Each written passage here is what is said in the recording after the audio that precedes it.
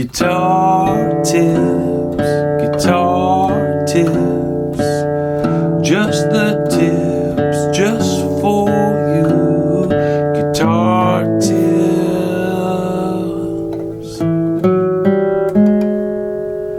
Hello and welcome to Guitar Tips Pro. My name is Adam Levy and this is my weekly video blog series. Just the tips, just for you. Guitar Tips Pro. That's what we're doing. We're doing it. Okay, let's do it. This week I wanted to talk about learning tunes, specifically learning jazz tunes, things written in the late 30s, 40s, maybe even the 50s.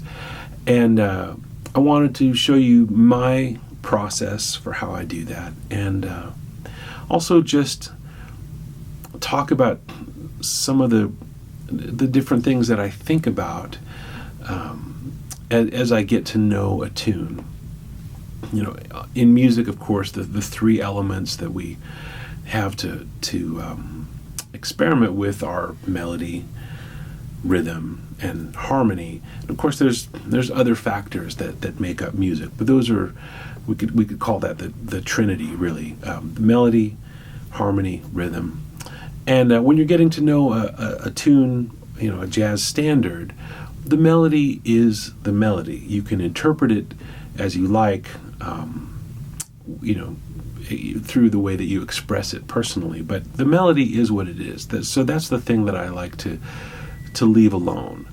Of course, rhythm is a very open thing that you can do almost anything with. The tune that we're going to look at today is called I Concentrate on You. It was written by a composer named Cole Porter in 1939.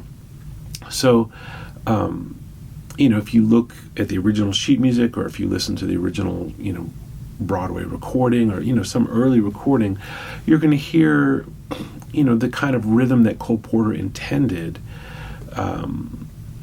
But it's a very 1939 kind of rhythm. A lot of stuff has happened since then, and not only in American music, but all over the world. So there's a lot of different things that we could do to set his melody into a different rhythmic framework. And of course, harmony is something that's also very open, and there's a lot of room for expression in harmony, and that's really what I want to talk about as I look at this tune and talk about my process of getting to know a tune, and hopefully showing you some insights into how you could do that on your own. So let's just look at this as it is. So what I'm looking at right now is actually something I found on the internet, which is from a folio of Cole Porter's music. This is a very early publication of the song. You can kind of tell if you've looked at old songbooks. This is the sort of type that you see. These are the sort of, chord symbols, and just the layout of it, and the little parasol and all, says to me that this is not from the 70s or the 60s or the 50s. I would guess this is from the 40s. Could be a little bit later, but this is very classic sheet music look to in my experience. And anyway, the song, it tells us the song itself was copyrighted in 1939. So the way that the harmony is here, this is it's in cut time, so I'll count 1, 2, 1, 2.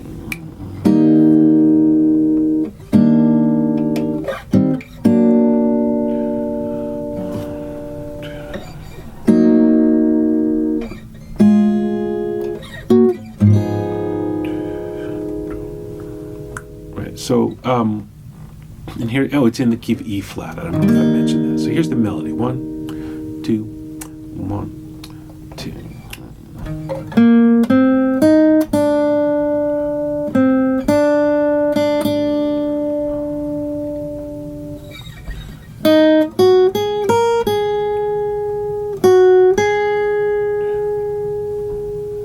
Okay, so now I'll try to play all of that at the same time so you can hear it together. 2, 1, 2.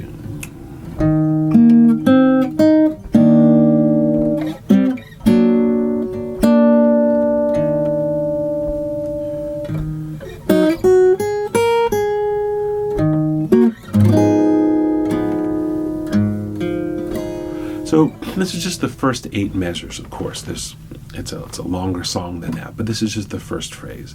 And I noticed a couple things about it that were interesting to me, because I've heard this song interpreted by many different jazz artists, and I've played it on gigs where people have written out charts.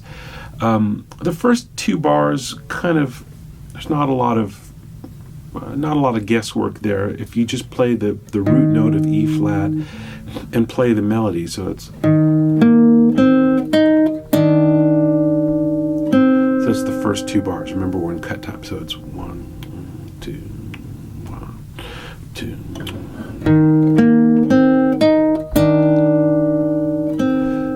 So it's some kind of E flat in the first bar, and then that D in the melody suggests that it's E flat major 7, and then on the 4th beat there's a C note, so it's E flat 6, you could say.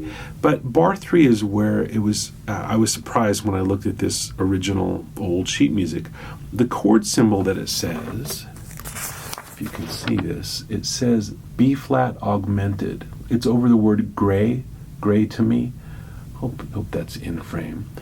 The chord symbol says B flat augmented, which is this triad I'm playing. But the bass note is still E flat if you look at the piano score. So if you have B flat augmented with an E flat in the bass, it's really like an E flat minor major 7. So the harmony would be,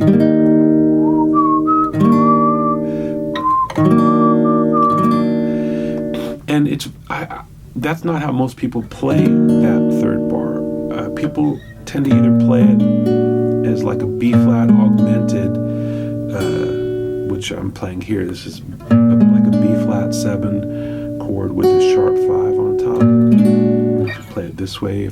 If you know this B flat 7 bar chord, you can just sharp the 5. That's another way to play it. If you don't want to play the bass note, and if you just want to play the upper part, that's a nice voicing for B flat 7 sharp 5. So that's B flat, that's the 3rd, the 7, and the sharp 5. So that's possible. But with the E flat on the bottom, it just is a very different sound. So some people play that as a 5 chord with a we're in the key of E flat, so B flat is the 5 chord with a sharped 5th, so augmented.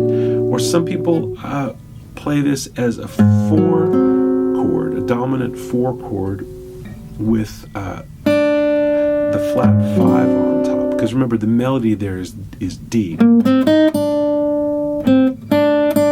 So you can play a B flat augmented, a dominant B flat 7 augmented, or you can play A flat 7. That same note on top, the D on top, but that's the flat 5 of A flat. So here it is with that sound.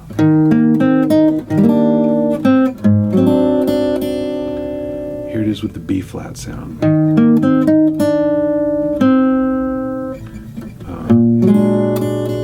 And here it is as intended with the E flat bass note.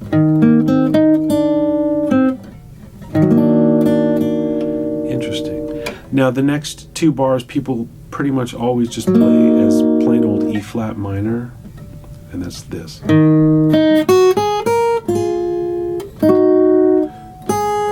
then this would be 1, 2, 3, 4 bar 7.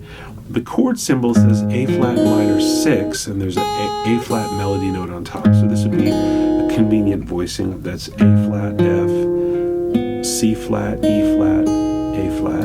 There's your 6. That makes it the minor 6. But again, if you look at the piano score, it tells a slightly different story, because it says that it has C flat as the bass note. So this is more the sound there. So that's different than this, even though it's the same notes. It just has a very different character because that bass note. So this is kind of what the sheet music says. I can't play the piano part exactly, but it's something like this.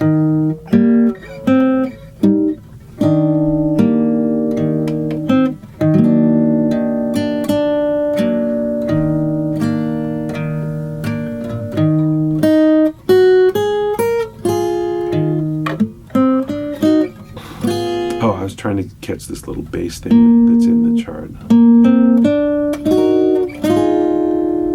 It's kind of neat. Yeah, I think if you're at the Super Size Me tier or higher here, you'll actually have this PDF and you can look at what I'm looking at. So anyway, just really interesting to see that it's not exactly the way that people commonly play it. So what I would do if I was learning this song, and I did learn this song this week, is find this kind of old sheet music, and then I would also go to Spotify or Apple Music or YouTube or any or all of those, and find different versions from different time periods. Maybe one from the period that it was written in, and then from a few years later, and a few years later, and then a more modern one. So to really get my ear on all the different ways that people have interpreted it, and that can help me get a more complete picture of what this tune has to offer by seeing what people have done with it. So with that in mind, I'm going to show you 5 other slightly different interpretations of the harmony from specific recordings, and I'll tell you what they are. The first thing I'm going to do is I'm going to put the guitar into drop D tuning. And all of these are going to be in the key of D. I thought that would be easier to compare them if they were all in the same key. And D is a good one, especially with drop D, because you can move the harmony around and still have this nice big fat bass note on the bottom. So the first thing I'm going to show you is the sheet music that I was playing from, but now put into the key of D. And it would sound something like this. I'm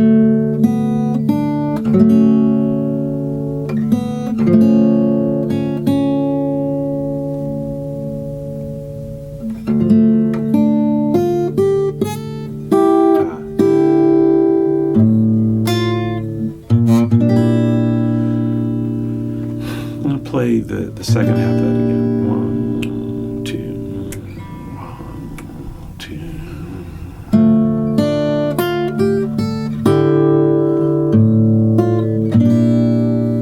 This is hard because the melody here is really this, but I'm also trying to get the D and the E, because that's what's written in the sheet music. And when I do that, my ring finger tends to make this high E string come out too loud. Remember, this is the melody here, not this. Open strings tend to pop out, and my ring finger is a little bit too enthusiastic. So you might try like playing the melody and then sound, which is on string 2, and then sounding the strings 1 and 3, which is the supporting harmony, as an afterbeat. So it's a very light afterbeat. So here's the whole 8 bars. 2, 1, 2, 2, 1, 2.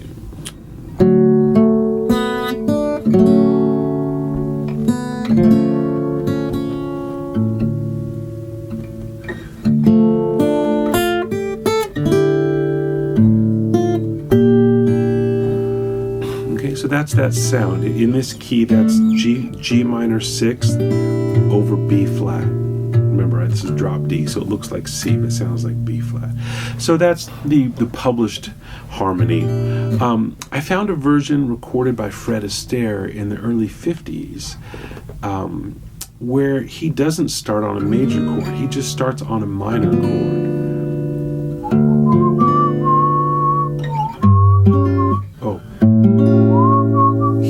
Puts the 5 chord there, the augmented A7 sharp 5. So his harmony would be.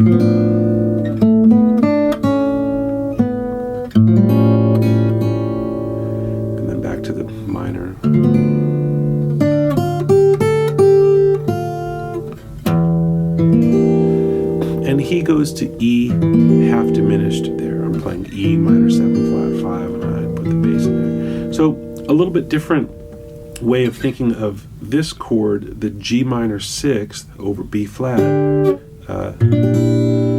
If you just move those notes around, you do have an E half diminished. Here I'm playing B flat, D, G, E.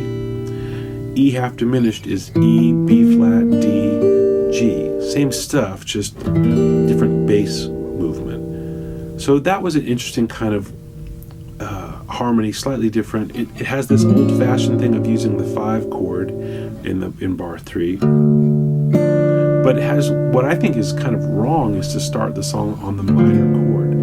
Cole Porter definitely intended a major chord to be the first bar. Fred Astaire didn't do that.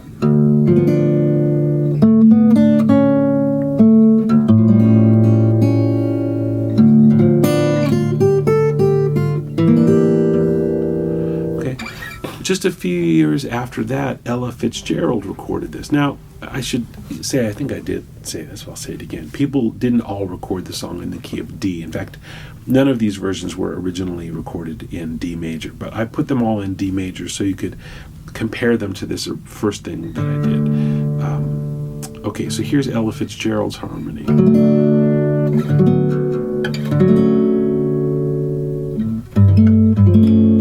So she uses the 4 dominant. So here it is.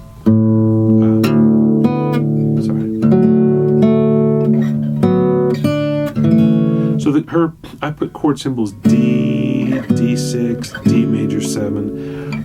The orchestration on her recording just kind of follows the melody. So that's D, D6, D major 7, and then G9, sharp 11.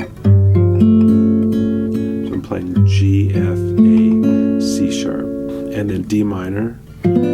Just D minor. And instead of staying on the D minor here, on her recording, this melody is harmonized as C minor 7, F7, or F9. So there's a 2-5. This is a 2-5 to B flat 6.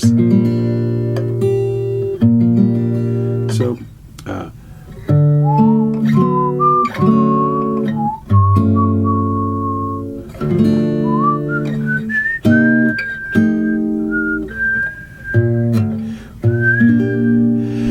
So she settles on a pure B flat major chord with a 6th, rather than this kind of tangier thing that has an E natural in it. She does that.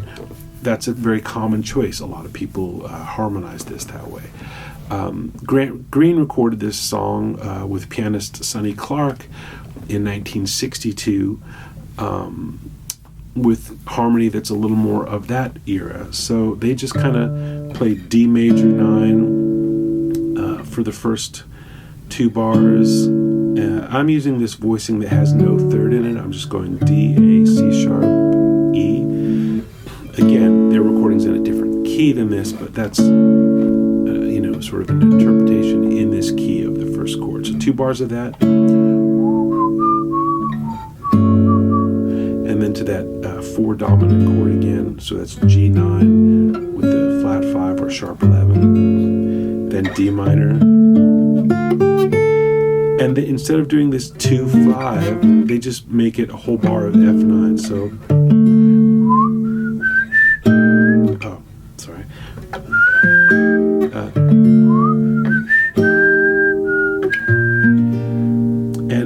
They play either B flat 6 or maybe it's like 6-9. So B flat, G, C, F. So that whole thing again is.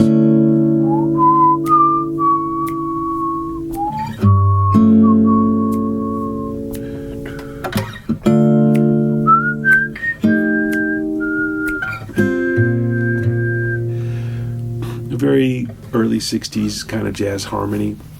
A few years later, Frank Sinatra recorded it with Antonio Carlos Jobim. and their opening chord, actually that version, the original recording is in C, and Jobim plays this as his C chord on the guitar, C, E, A, B, which is beautiful and great in C. It's a little more work to play that in D, but you can. So it's a bossa nova, and they use the 4 dominant chord, but they don't put this in the voicing. He just plays like what would be this chord if I was in standard tuning, and again his version's in C, so it'd be da, da, da, da, da, da, da, da, but I have to move it because of the tuning, and now we're in D, so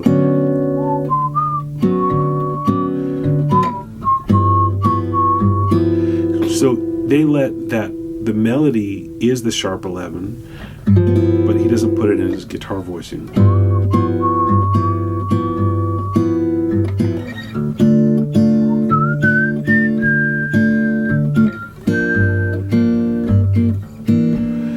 So on that recording, they go to 4 minor 7 and then 4 minor 6. So that's a neat sound, and different from any of the other interpretations that I found. Now I'm going to fast forward 40 years to a 2016 recording by pianist Brad Mehldau, and he did it with actually kind of less jazzy chords in a way. His first chord, I think he does it in F, and it just has like an add 9 in it. It's like this. Boy, can I do this in this tuning? Sure. So it's like that kind of sound rather than a major 7 sound. So if you put that in D, you could sort of, this could be your D add 2, or like that, or like that, like that if you have your bass. And then Mehldau also has that dominant 4 chord with the sharp 11,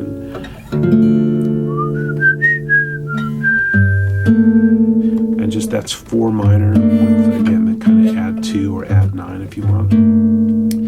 So yeah, if you're in one of the upper tiers, you'll have a PDF and you'll be able to see all this stuff. Whatever sounds good to you is, whichever one of those sounds most interesting to you or most right to you, you could use that harmony. You could also make other choices. In all the versions I found, nobody went to C sharp 7 altered for the bar 3. So, but you certainly could do that, and I'll explain why in a moment. So,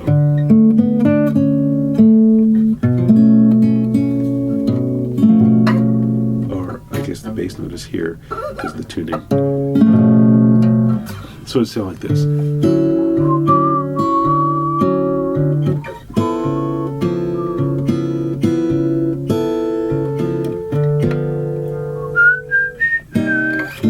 And the reason that C sharp 7 kind of altered, I say altered, using the sharp 9 and sharp 5, you could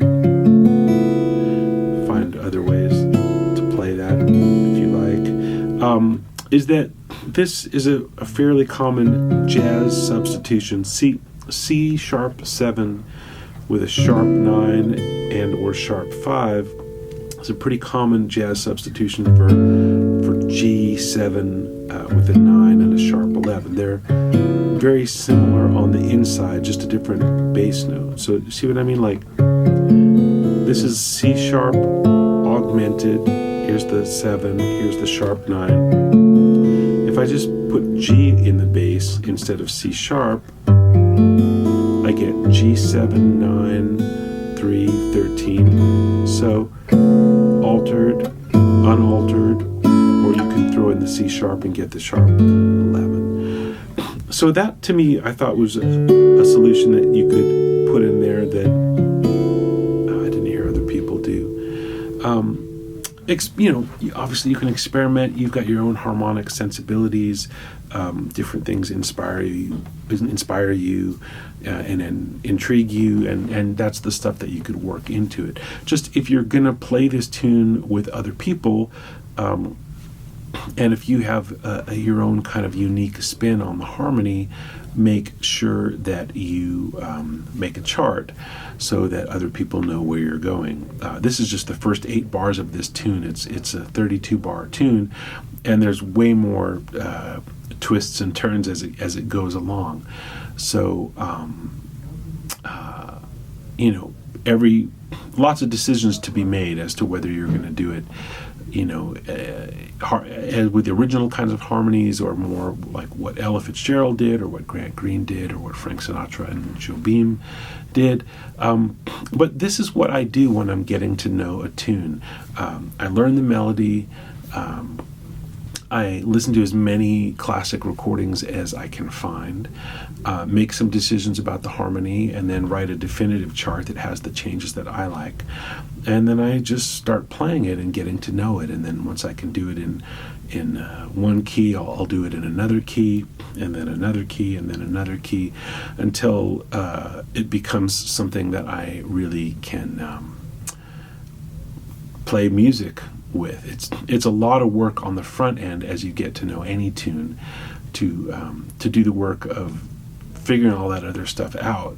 And the reward, once you do all that, is that you can play the tune and